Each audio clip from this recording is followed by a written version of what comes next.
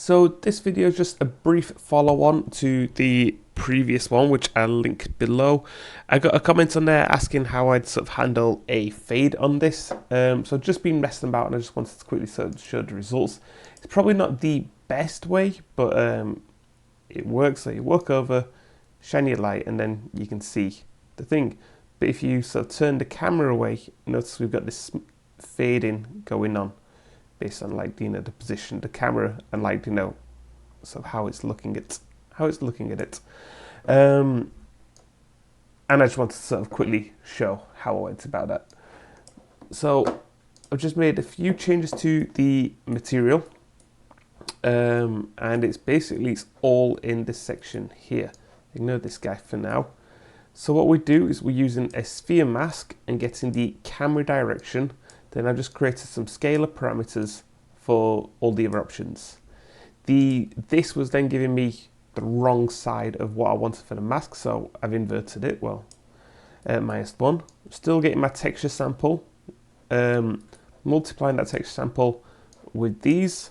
Then I'm feeding that texture sample into, well, basically two places, into the base color, but it also wasn't very bright. I decided to add a bit more brightness to it, so I'm also feeding it into the emissive color. And these are both based on a scalar parameter which gets set when it detects the collision of the touch. So that handles those. Once I'd created those, because I didn't really know what the base value was going to be best for all these, I created a material instance. And these were my settings: 10, 0.8, 21.4, sort of gave me the best results. So if I turn the light back on, and so just give you an example. So I've got to the place where, like, realistically, you'd probably outstand, and then if you sort of look off the edge, you can sort of get that nice balance. So if you at this point you still wanted to see it, then it's just going to be a case of sliding these numbers around until you're happy with it. So at this point it appears for much longer. In fact, we can't even see it go off. And then you can sort of mess with these and just basically just mess with all the values to see what sort of gives you the best effect. So at this point it should barely be visible. Then we'll go with it. That's quite nice.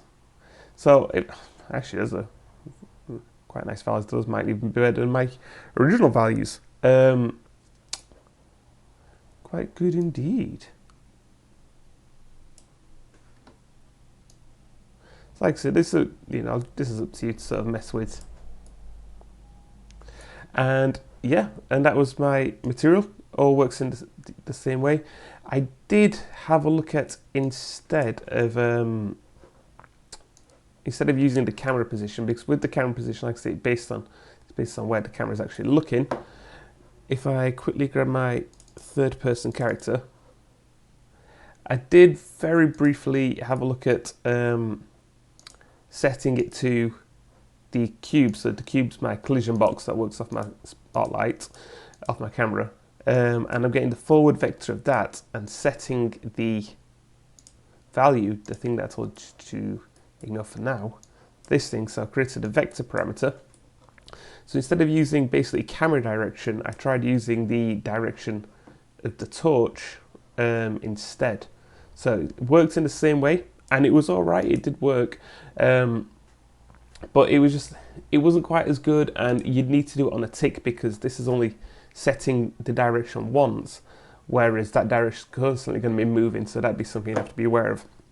One more final thing that I messed with, and actually works out quite nicely, is I created a decal version of it, which, like I said, more or less it's just sort of the same thing, same sort of start settings, setup, apart from I just got my emissive and opacity, got rid of the whole brick section, got my thingy of it, my instance, and set those values. Works slightly differently because when you look away from it, it goes in black, but it's actually quite nice as a sort of reveal.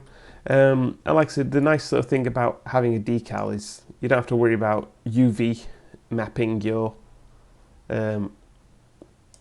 whole thing, whereas this is just a texture that's thrown on. It's not UV mapped or anything, but this could really work quite nicely for like creating a decal. You know, we could sort of put that like in different places and sort of get different effects from it.